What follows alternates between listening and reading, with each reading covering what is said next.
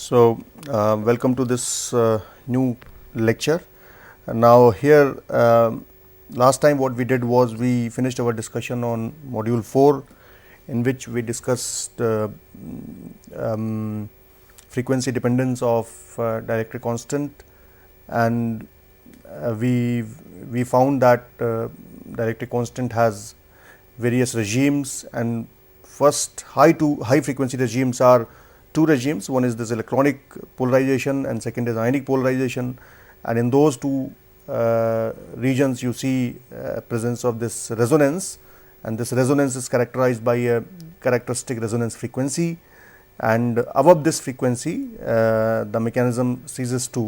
particular mechanism ceases to operate, because the field is switching faster than the dipoles can respond, than the speed at which dipoles can respond to.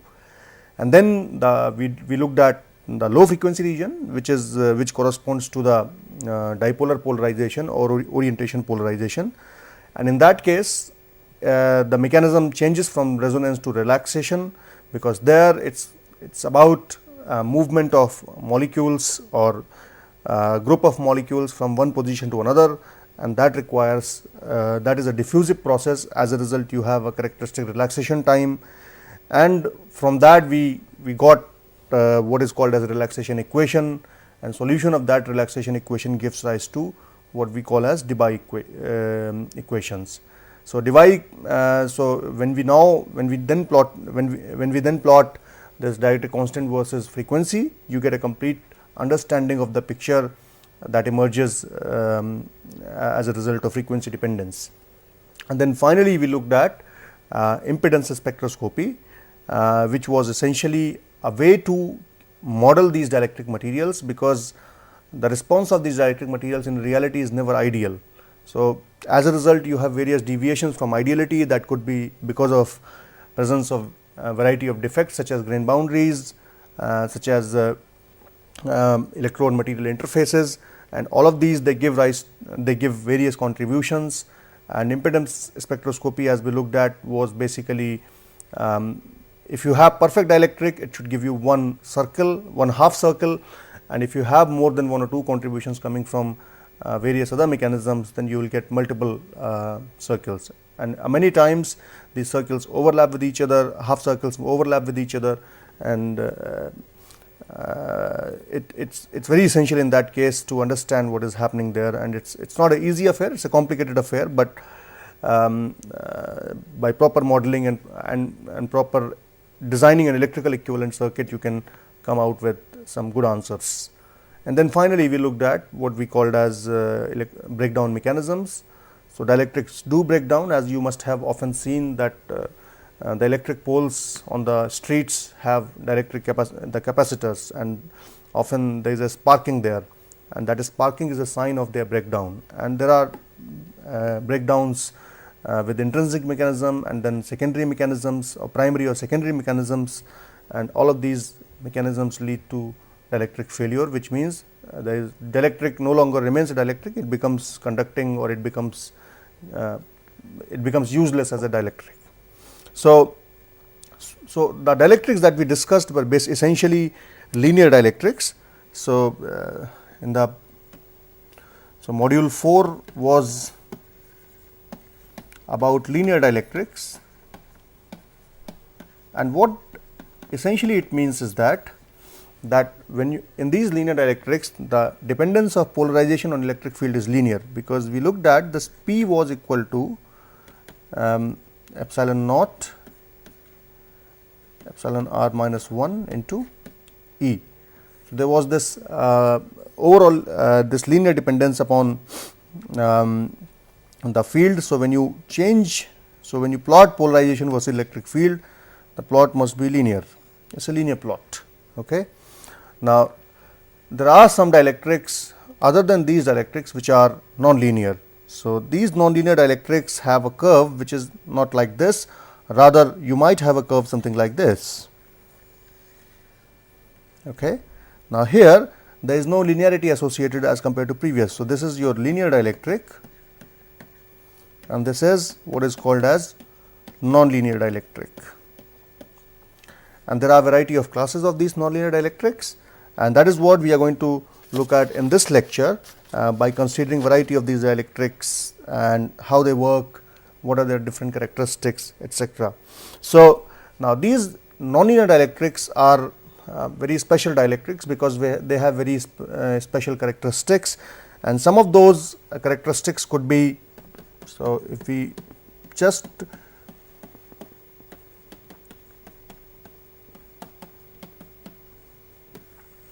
some of these characteristics, for instance, could be very large dielectric constants,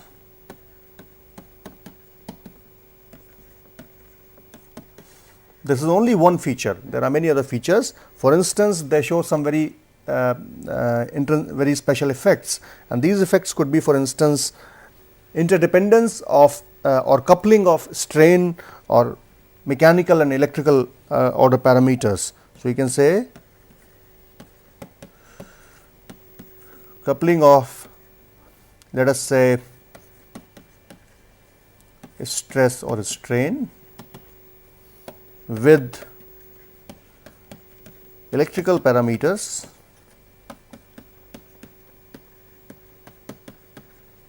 and this is referred as piezoelectric ceramics. The materials which show this kind of behavior are called as piezoelectrics. Now, the word piezoelectrics itself means, piezo means piezo or piezo, it means stress or force, and it is a Greek word, and then electrics, of course, you know that it means by electrical force. So, coupling of electrical and mechanical order parameters, which can be taken as order parameter in case of electrical order parameter in dielectrics can be taken as polarization, and in case of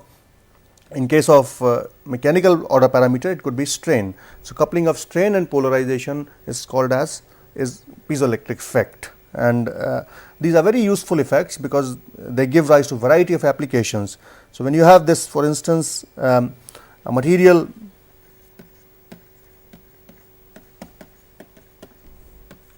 so piezoelectrics, what happens is in piezoelectric is when you apply so electric field application gives rise to what is called as strain, and conversely if you apply stress to the material it shows polarization. So, there is a coupling between these two order parameters, and this effect is extremely useful because if when you apply for instance when you apply electric field and you get strain out of it, what can it be? You can use it for variety of applications. You can, for instance, make a transducer or an actuator.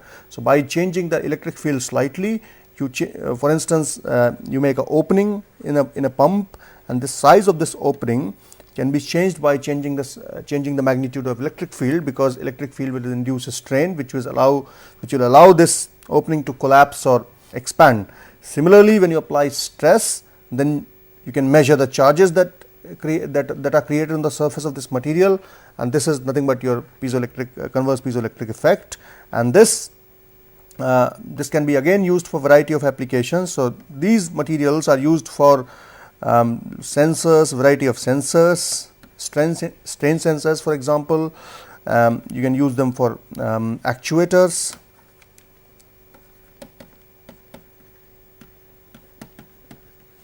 They are used for transducers, etc., etc., and we look at some of these applications when we discuss these materials in detail. So, this is one effect that is not seen in normal dielectric or linear dielectrics. So, that is why it is a special effect, and this effect is nonlinear in nature, it is not linear. Second, you can have a temperature dependence of polarization.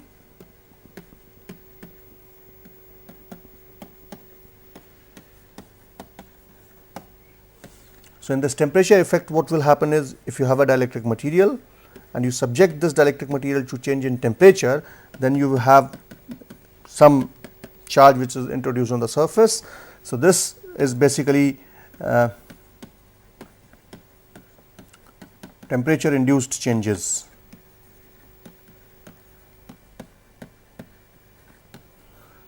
So, this is such kind of materials are called as pyroelectrics. Now, here again you can see this word pyro means high temperature, and electrics means of course something to do with electricity or electrical parameters. So, coupling of these two, temperature and electric parameters, gives rise to this pyroelectric effect, and this is again a very useful effect because it is used in a variety of applications such as your alarms. It's used in IR imaging, etc. And we will again look at this effect in detail. And the third effect, which is a very special effect again, is presence of large polarization.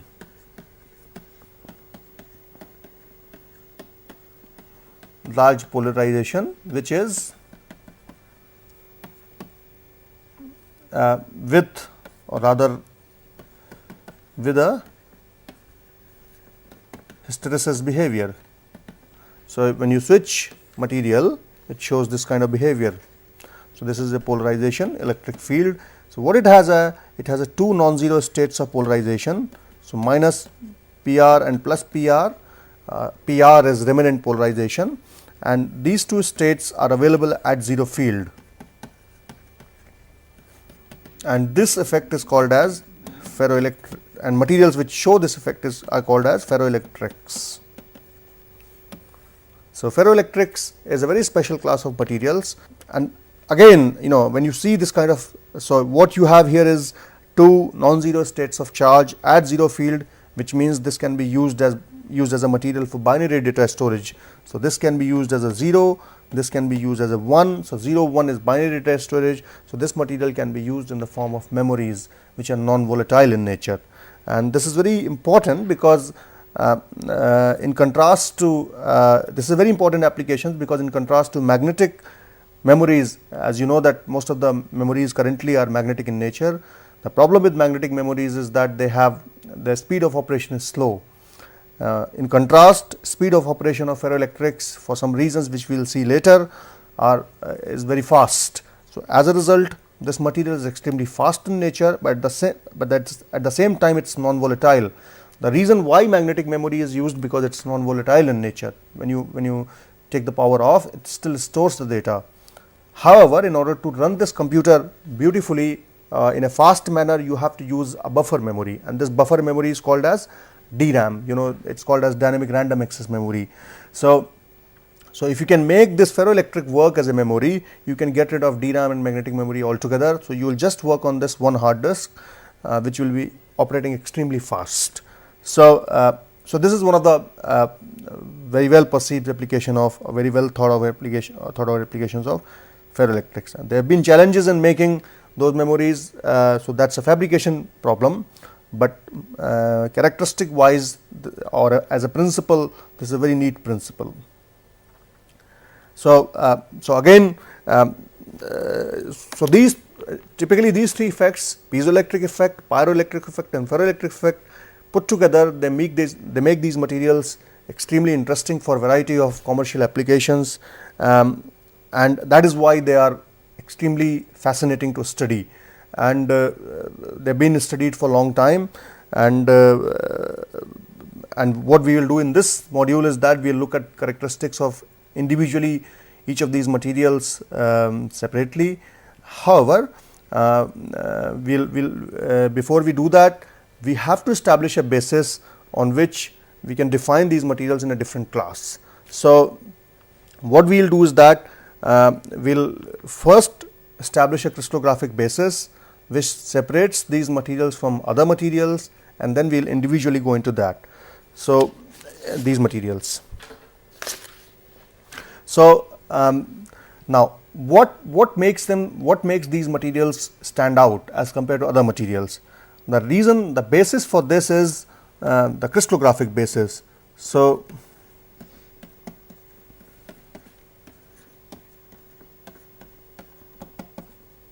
crystallographic classification, let us say.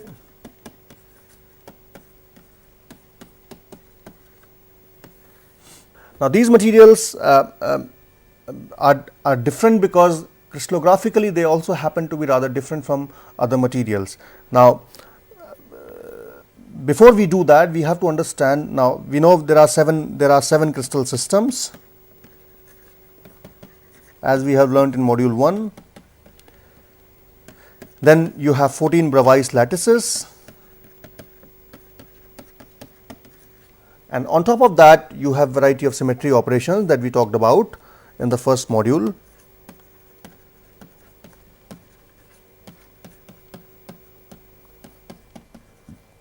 And as we know that these symmetry operations were rotation, you had a mirror plane, and then you had inversion, and then you had rotation inversion or roto inversion. So, what rotation was, I will just briefly go through that. Rotation is essentially, so suppose you take a cube, or you take this square in 2D. So, for instance, I rotate this material perpendicular to the face of, so this is this circle and the dot represent the axis which is going perpendicular to the face of this square. So, what is the symmetry operation? So, this is position number 1. Okay. Now, what is the symmetry operation that you need to perform? So, this is, let us say, square. So, in order to bring this square back into the same position, which means 1 should look like 1, you need to perform a rotation. So, let us say I do rotation operation here. So, when I do rotation operation here, if I do by pi by 2, then I basically, if this is 1, 2, 3, 4, if I do pi by 2, let us say anti-clockwise, then I take 1 here and 3 here, but since it is a square, which means it looks same. So, this pi by 2 is a rotation operation which allows this crystal to, or this face to come back in the original position. Now, the question is, what is the minimum angle by which you can rotate it to, and that minimum angle is pi by 4. So, if you do it by pi by 4, 90 degrees. So, which means 1 goes here, 2 goes here, 3 goes here, 4 goes here, and still it looks the same. So, this pi by 4 is essentially sorry, hang on, this should have been pi, and this should be pi by 2. So, this is 180 degrees, this is 90 degrees. So, please note that this was pi and this was pi by 2. So, if you now rotate this by 90 degrees, it again comes back to the original situation, and this is called as fourfold rotation. So, as we looked earlier, the rotation axis is defined as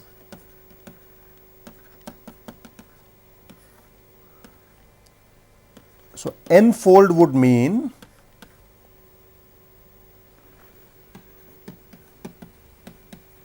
n-fold would mean 360 degrees divided by theta, and that theta could be pi by 2, it could be pi by 3, it could be pi by 6, it could be pi or 2 pi, or alternatively this angle theta would be 360 degrees divided by n. Okay. So, this n-fold symmetry, for instance, a fourfold symmetry for a material would mean that you need to rotate that material or that crystal along around a particular axis by that much angle, which is sufficient to bring that material back into the original position. Similarly, you had this what we called as mirror plane. So, again if you draw this cube, this face here, and if I draw this plane here, this is the mirror plane, because anything on the left of this plane looks exactly similar to this right plane. Similarly, you have a mirror plane here. It's not a very good drawing by me.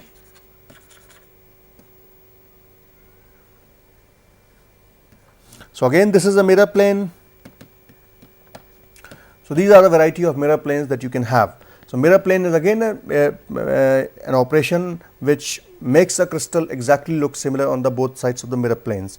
And then you have inversion. So, inversion would be bring this point from 1 to, let us say, 1 prime, or take basically from let us say if you take in 3D, then take plus x plus y plus z to minus x minus y and minus z. So, this is your inversion. And the fourth operation that we looked in module 1 was called as rotation inversion. So, you rotate and then invert.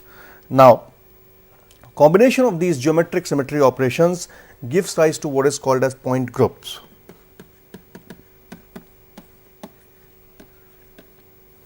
So, point groups are combination of these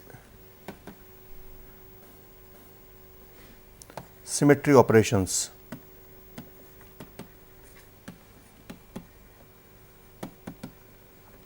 And based on these 7 crystal systems, for these 7 crystal systems you have 32 point groups.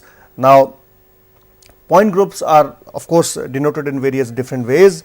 One of the ways to differentiate point group is you can use full symmetry symbol. So, for instance, this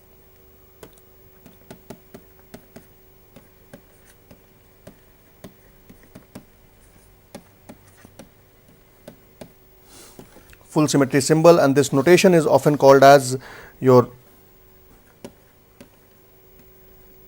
Hermann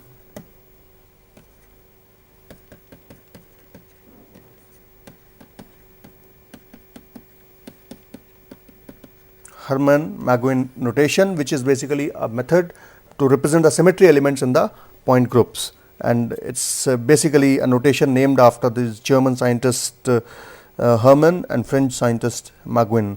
So, this is often it is called as the international notation as well. So, this is a very convenient way of representing the symmetry. So, for instance, this so rotation symmetry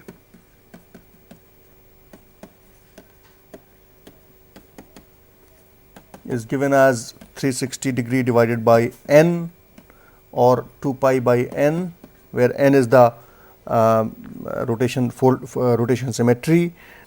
Then you have m, which represents mirror plane.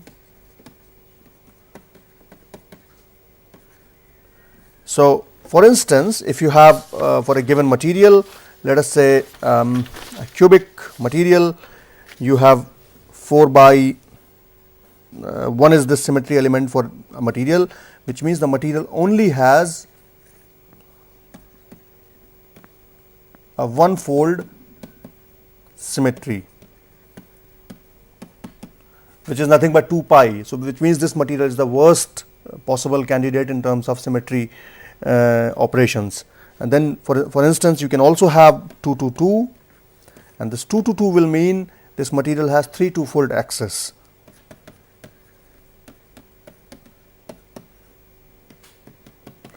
And for instance, if you have something like 6 to 2, so this has 1 6-fold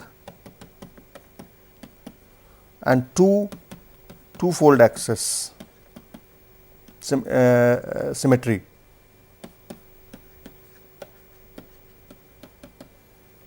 If you have symmetry like written as 4 by m, what it means is that it has a 4-fold rotation symmetry combined with and a mirror perpendicular to rotation axis.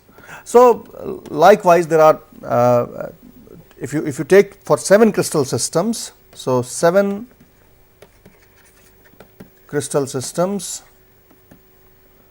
there are 32 point groups, and you know what these 7 crystal systems are. So, these 7 crystal systems happen to be, so if you go to, so the first is cubic, and for cubic the symmetry elements happen to be the point groups happen to be M3 and M3 M, and then 4 3 2 bar 3 M and 2 3.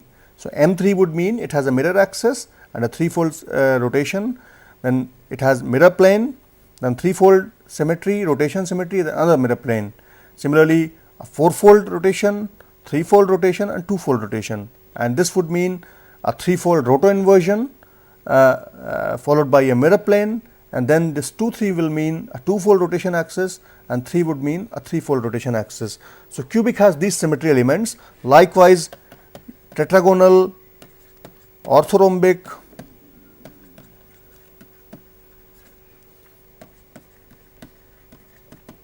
and then you have what is called as hexagonal,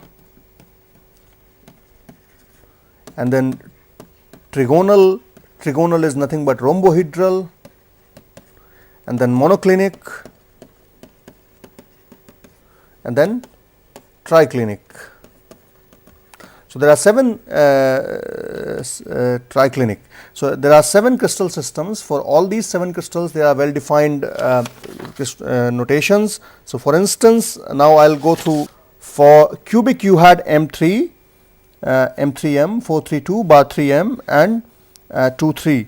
For tetragonal we will have 4 or M. So, basically a fourfold symmetry or M, which is equivalent mirror plane, or you will have 4 or MMM. So, either M or MMM, and then you will have 4 MM, bar 4, 2M and 2. Okay. So, these are symmetry elements for tetragonal. For orthorhombic we will have only 3, MMM or MM2 or 2. For hexagonal we have only 6 or M, which is similar, or 6 or MMM. Now, the 6 will mean 6-fold rotation, and then 6 and then 6 MM. Now, you must be wondering why I have these 6s differently. I will explain to that in a minute, to you in a minute. And then you have bar 6 and bar 6 M2, and then 6 to 2, and then so on and so forth. So, these again will have some symmetry elements. So, or maybe let me just write them. And then trigonal you have bar 3, bar 3M, 3, 3M and 3 2. For monoclinic you have bar 1,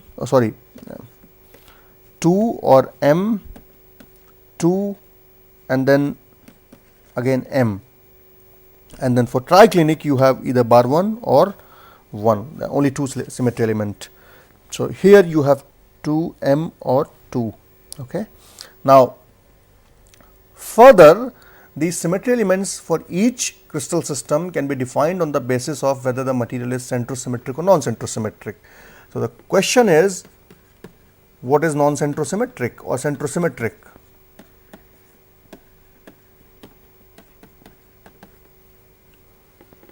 So, non-centrosymmetric. Centrosymmetric means a crystal which has a center of symmetry. So, centrosymmetric means a crystal having a center of symmetry.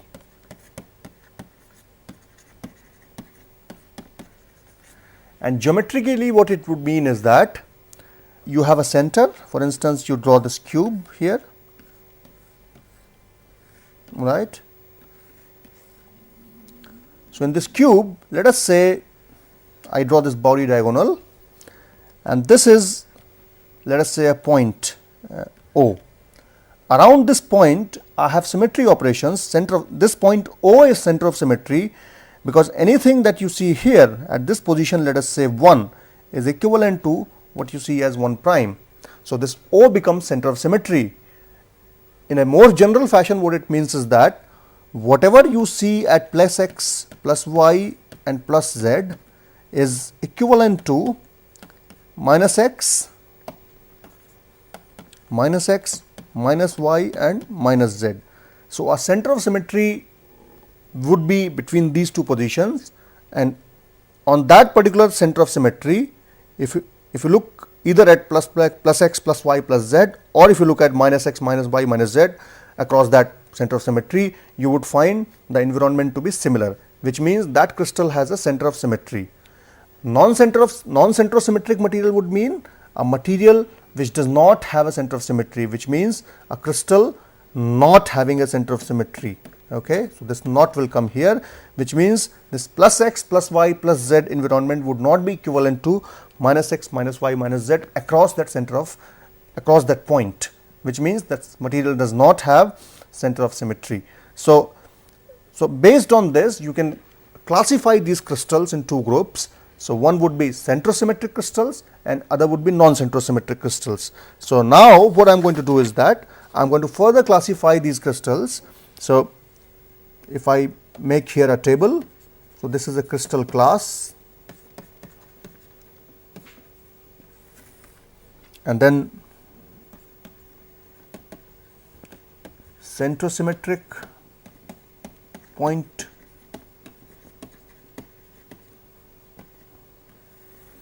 and then non-centrosymmetric.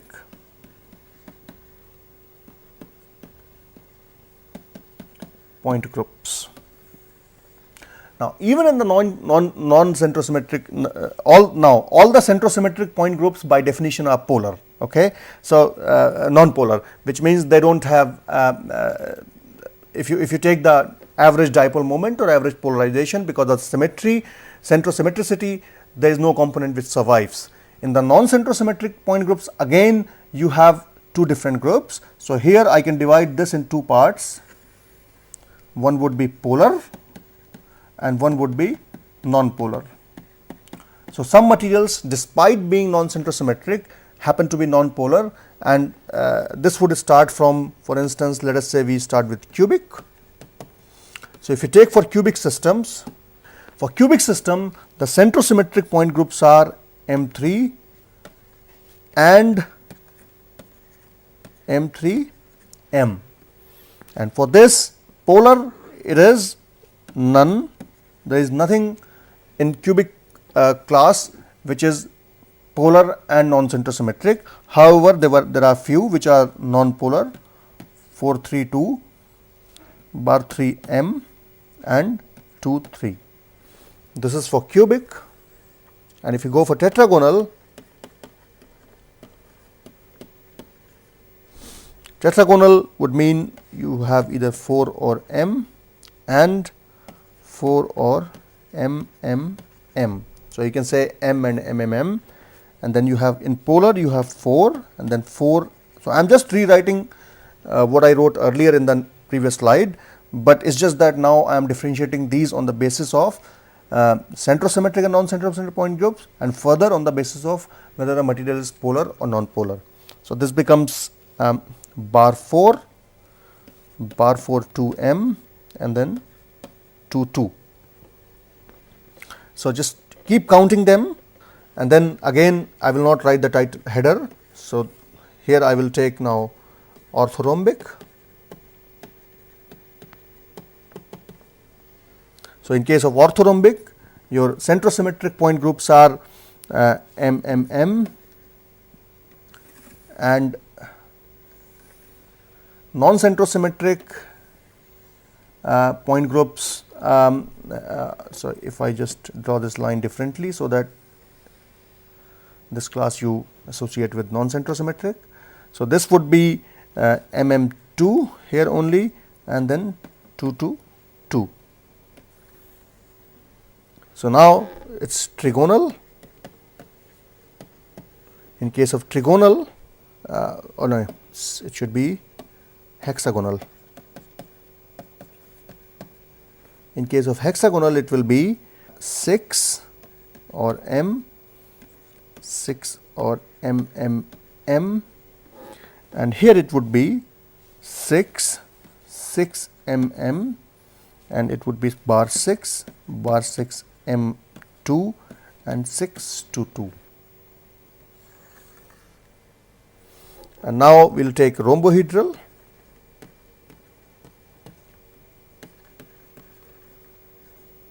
So you have bar 3 and bar 3M, and here it would be 3M, and non-centrosymmetric non-polar would be 3,2.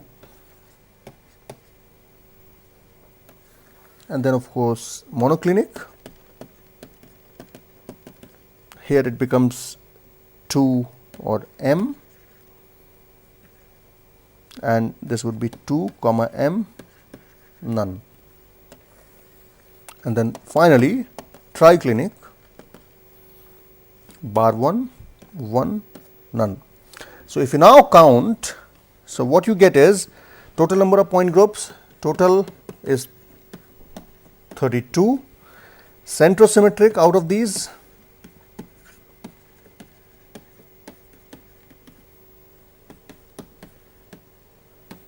centrosymmetric are 11, and then non-centrosymmetric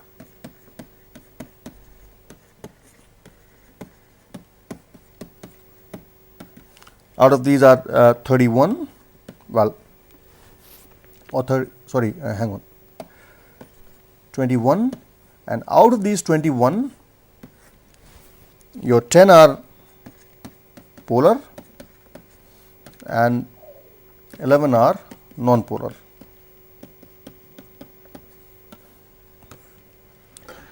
Now, we have established a basis of crystallographic point groups and divided them into various groups.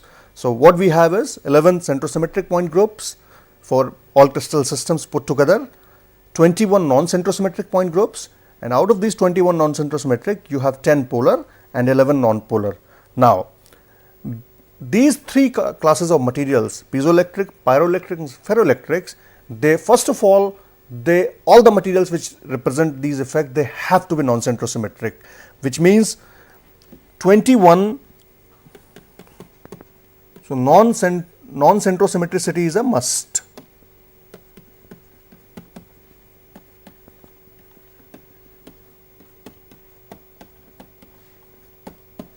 Is a must condition, is a mandatory condition. Okay. So, these materials have to be non-centrosymmetric.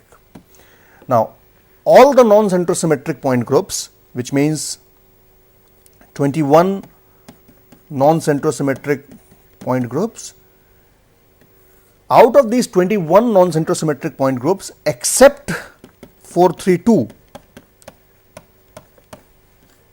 So, this would be 20 point groups, and all these are non-centrosymmetric point groups. All the materials which belong to these 20 non-centrosymmetric point groups, whether polar or non-polar, they are all piezoelectric. So, essentially now the definition of a piezoelectric material would be, piezoelectric materials are those class of materials which are non-centrosymmetric in nature. They could be polar or non-polar except 432. Okay. 432 is an exception to this for the reasons simply because it happens in the non-polar category, and for some fundamental reasons it does not give rise to piezoelectricity. So, 20 non-centrosymmetric point groups happen to be piezoelectric. Now, so a piezoelectric material, as I said earlier also, 20 non-centrosymmetric point groups, the only exception is 432 point group, that is why it is 20. Now, out of these 20,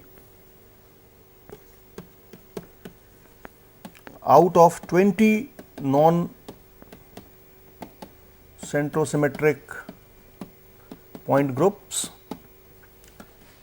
you have 10 which are polar, and all of these 10 polar non-centrosymmetric point groups represent those materials which are called as pyroelectric. So, by definition you can see that all the pyroelectric materials are piezoelectric materials, but only those piezoelectric materials are pyroelectric which are non-centrosymmetric and polar. So, which means only 10 classes, and out of these 10 polar there are a few which are ferroelectric. Now, another definition of this pyroelectric material is, so non-centrosymmetric. So, one is non-centrosymmetricity,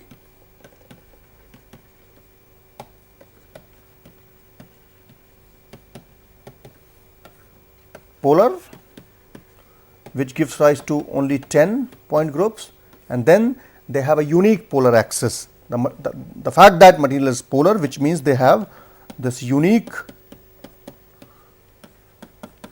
polar axis, and along which which shows, so basically if you have a material like this, if this is the polar axis, which means the properties at the end, two ends of this axis will be different. So, which means this is a unique polar axis. So, these are the requirements for pyroelectric materials. Third is called as a ferroelectric, which is you have to now impose certain more constraint on the piezoelectric materials. So, ferroelectrics would be polar, non-centrosymmetric,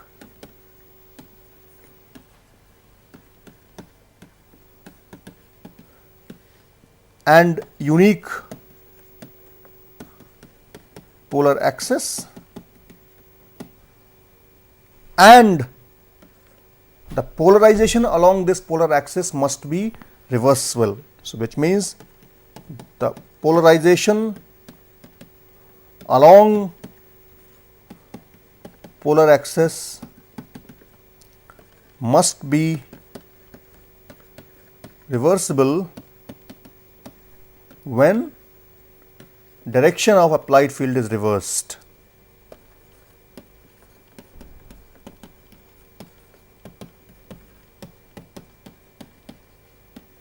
So, basically what it means is that if you have a pyroelectric material, okay, let us say now a pyroelectric material of course is non-centrosymmetric, so it will have some deviation of, so let us say this is the polar vector. So, which means the pyroelectric material is spontaneously polarized. Okay. Now, for a pyroelectric material, when you change the direction of electric field, let us say in this case the electric field was in this direction. When you change the direction of electric field, this polar vector does not change. So, which means this central atom still gets shifted into this direction. So, which means direction of P does not change when you reverse the polarity of E, and this represent pyroelectric. For a ferroelectric, what will happen is, so this is let us say P direction and this is E direction, and when you reverse E, when you make E in this direction, the P also becomes in this direction. So, direction